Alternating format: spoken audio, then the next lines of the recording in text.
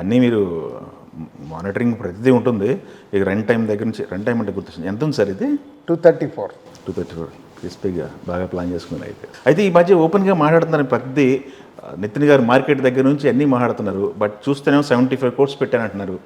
ఏంటి ఈ లెక్కలు, ఏంటి పరిస్థితి? లెక్కలు అన్నీ మీరు పర్ఫెక్ట్గా ఉంటారు కదా. అంటే ఈ సినిమా ముందు నుంచి అనుకుందే ఇది థియేటర్కి ఎక్స్పీరియన్స్ ఇవ్వాలి కాబట్టి కొంచెం అడ్వెంచర్స్గా ఉండే స్టోరీ కాబట్టి మేము అప్పుడు వేసుకుంది ఆల్మోస్ట్ 67 crores వేసుకున్నాం బడ్జెట్. ఓకే. తర్వాత మాకు ఇప్పుడు 70+ ఏదో ఉన్నట్టుంది. పబ్లిసిటీ అవన్నీ కలిపితే నియర్లీ 75 అని అన్నారు. దాంట్లో హీరో అండ్ డైరెక్టర్ తగ్గించుకున్నారు. సో అంటే వాళ్ళు డైరెక్టర్ ఏమో డ్రానే చేయలేదు, అలాగే హీరో కూడా తగ్గించుకొని చూస్తే ఇప్పుడు ఏదో 67 కనిపిస్తుంది. సో ఆ హీరో డైరెక్టర్ది కాకుండా నెట్గా 67 కోట్లు ఈరోజు ఫైనల్గా నాకు ఫైనల్ స్టేట్మెంట్ తీసుకొచ్చి చూపించి 67లో we got already 35 crores is a non theatrical.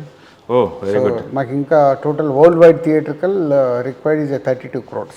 Okay. I'm very confident. Cinema బాగున్నప్పుడు వండర్స్ క్రియేట్ చేస్తాయి. సో ఇలా సినిమా తీసినప్పుడు అంటే ఒక డిఫరెంట్, మా బ్యానర్లో ఇప్పటి వరకు కమర్షియల్ సినిమాలు ఉన్నాయి, ఫ్యామిలీ సినిమాలు ఉన్నాయి, యూత్ఫుల్ సినిమాలు ఉన్నాయి. ఒక్క బ్రదర్ అండ్ సిస్టర్ దాని మీద ఒక అడ్వెంచర్గా తీసిన సినిమా ఇదే.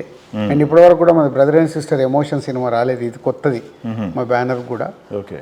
అలాగే ఎంసీఐ అండ్ వకీల్ సాబ్ తర్వాత డైరెక్టర్ ఆయన కెరియర్ గురించి కూడా అన్నీ ఆలోచిస్తాడు. సో ఆలోచించినప్పుడు ఇంకొక నెక్స్ట్ లెవెల్కి వెళ్ళడానికి ఒక సినిమా తీయాలని ఉంటుంది.